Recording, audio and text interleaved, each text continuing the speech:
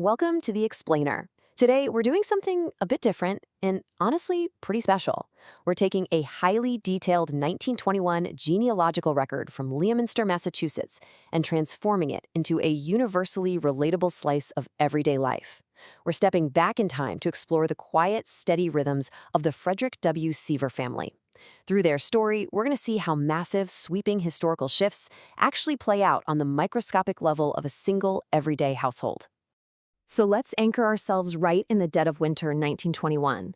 The newly inaugurated president, Warren G. Harding, had just declared that the nation was desperately craving, quote, a return to normalcy. And you can see why, right? The United States was just starting to catch its breath after the immense strain of the Great War, not to mention the absolutely devastating 1918 influenza epidemic. But in a hardworking mill town like Leominster, this normalcy didn't exactly look like grand parades. It looked more like families quietly going about the business of raising kids, earning a living, and, well, just trying to find their footing in a rapidly changing world.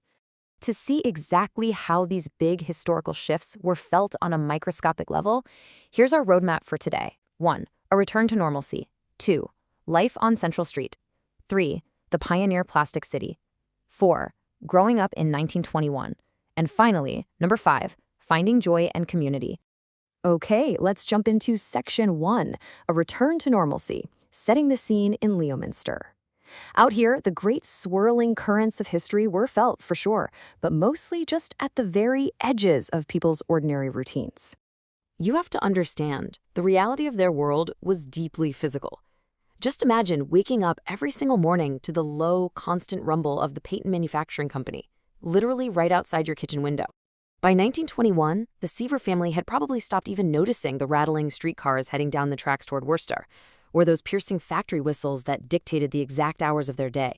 It was a sensory environment completely saturated by industry, but to them, it was just home. Moving on to Section 2, Life on Central Street, the Seaver household. Let's zoom right in on 290 Central Street, which is the property that 44-year-old Fred and 39-year-old Bess Seaver had called home for a full decade. I mean, just look at the incredibly diverse life stages packed under this one single roof. You've got a bustling, borderline chaotic household of 6 kids. How on earth they all manage with one bathroom is honestly anyone's guess. There's Marion and Evelyn, young women of 20 and 18, taking on heavy household duties and navigating the local social scene. Then there's 14-year-old Ruth, right in early adolescence, alongside the inseparable 10 and 8-year-old boys, Fred Jr. and Edward, prime ages for scraped knees and all sorts of outdoor mischief, of course. And finally, little 4-year-old Jerry trailing her mother Bess around the kitchen. It is just an incredibly dynamic, packed house. I do want to take a respectful pause here, though, because beneath the bustling, noisy energy of 6 kids lay the unspoken grief of a lost son. You see, Stanley would have been a teenager in 1921, but he was tragically lost to scarlet fever back in 1910, and this heavy, quiet grief was compounded by the recent passing of Fred's mother, Hattie, just a few months prior, in November 1920. It's a stark reminder that behind every historical census record of a large, busy family, there are often profound, hidden, emotional landscapes. Now, this property wasn't just a house. It was a highly self-sufficient micro-world sitting directly on factory land. The kids literally grew up playing in the shadows of industry. Amazingly, their home was actually warmed by hot air piped directly in from the manufacturing plant. How wild is that? They had a converted barn for garage, chicken coops for fresh daily eggs, and rabbit hutches that completely fascinated the boys. They barely needed to leave their yard for occupation or amusement. It was a complete, thriving ecosystem. That brings us nicely to Section 3, the Pioneer Plastic City, work at Patent Manufacturing Co. This is the economic engine of their lives, set against a town that civic leaders were proudly rebranding. This town's technological shift in the roaring 20s was all thanks to one remarkable material, celluloid. Before this, Leominster used to be known for hand-carving combs out of natural materials like horn and shell. But this early plastic? It changed absolutely everything. Fred Seaver was a superintendent at Patent Manufacturing Company, and he leveraged this exact synthetic material to oversee the seasonal, highly demanded manufacture of hairpins. This single material shifted the entire economic destiny of the town, turning it into a booming manufacturing hub. It's so fascinating to compare the two working brothers here. Fred used his practical floor knowledge from his early days to rise to comfortable management as a fair-minded foreman. Meanwhile, his 35-year-old unmarried brother Harry remained dedicated to the traditional hands-on bench trade of comb painting that they had both learned as boys. It really shows two distinct paths through the exact same industrial boom, one moving forward into the future of factory management, and the other preserving the delicate hand finishing of the past. And think about this. For 10 full years, Fred had lived as a superintendent, essentially above the shop. Living right there on factory grounds meant the company whistle that called the men to their shifts was the exact same whistle that marked his children's day. He perfectly, and probably sometimes exhaustingly, blended his domestic duties with the after-hours needs of a company town. If a machine broke or something went wrong at the plant in the dead of night, Fred was just steps away, ready to handle it. Let's head into Section 4, Growing Up in 1921, Education in a Mill Town.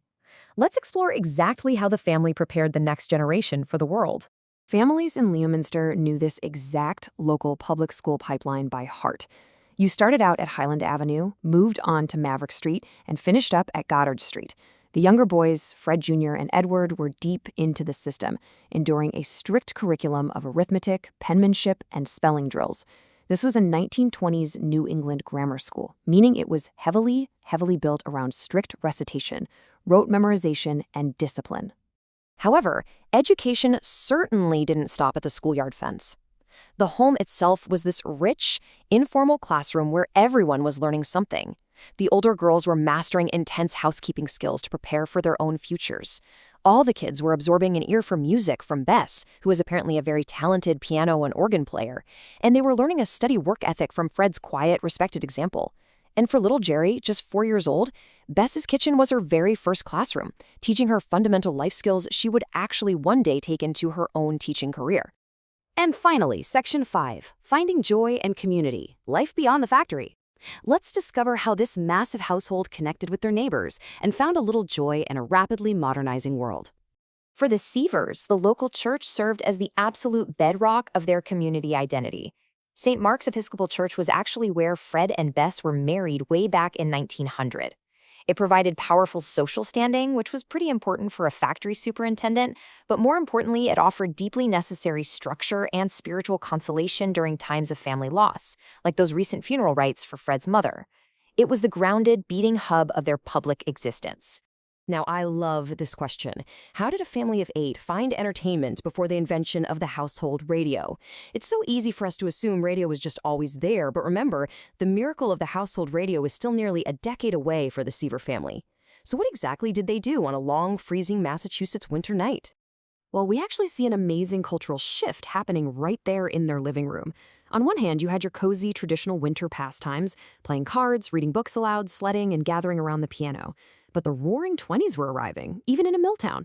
The older girls were starting to experience the thrill of moving picture houses and popular new dances. Plus, Fred loved the ultimate modern luxury. He'd pile the whole family into the car for a Sunday drive with no particular destination, or plan these great summer day trips down to the amusement park and bathing beaches at Willam Lake. As we bring this explainer to a close, this poignant quote perfectly captures why looking at hyper-local history matters so much. A factory whistle marking the hours, children growing by inches, a family navigating grief and joy. It didn't make the front page of the New York Times, but you know what? It was the very fabric of American life. So, I leave you with this final thought to ponder. History isn't just made by presidents, generals, and sweeping treaties. It's made by ordinary people, like Fred, Bess, and their kids, just going about their days. Which means your ordinary life right now, with all its quiet, unglamorous rhythms, that is tomorrow's history. Thanks for joining me on this journey into 1921, and keep looking for the history in your everyday.